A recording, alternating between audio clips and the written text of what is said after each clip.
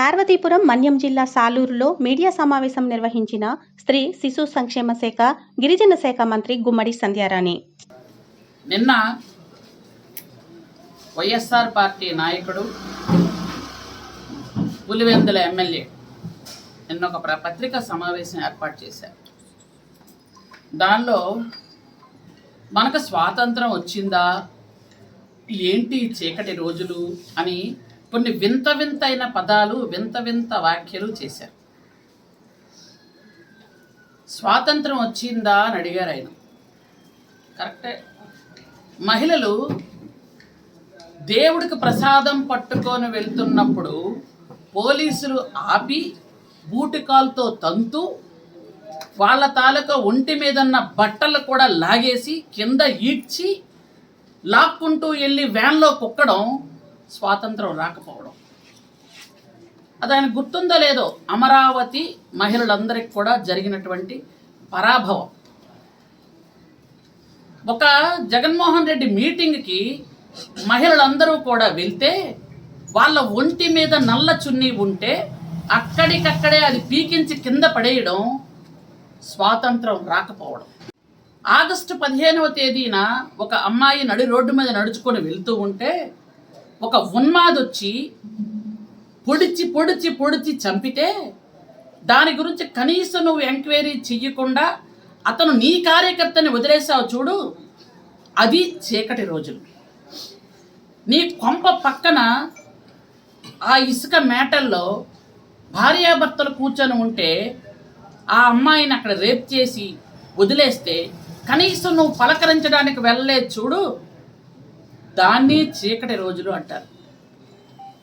నువ్వు ఎక్కడైనా మీటింగ్కి వచ్చేటప్పుడు చెట్లు కొట్టేయడం, మనుషుల తాలూకా బయటకు ఎవరిని మనుషుల వాతావరణంలో 144 సెక్షన్లా పెట్టేయడం, వ్యాపారస్తుల షాపులు కట్టేయడం,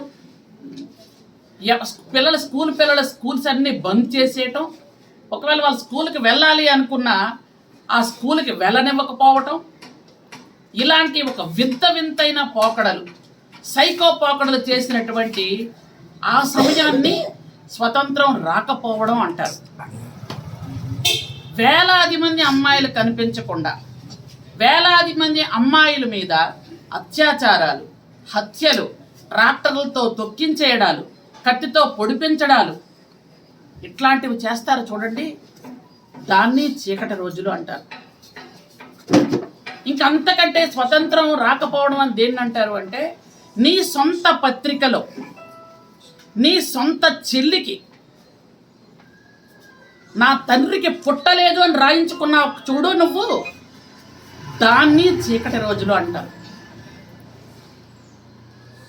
నీ చెల్లి ఏడ్చుతూ మా నాన్న పేరు మార్చేసి వీళ్ళు నాకు చేస్తున్న అవమానం ఇది అని నీ భార్య నడుపుతున్న పత్రికలో నీ చెల్లిని అవమానిస్తూ నువ్వు చేసిన వ్యాఖ్యలు ఉన్నాయి చూడు, దాన్ని స్వతంత్రం రాకపోవడం అంటారు.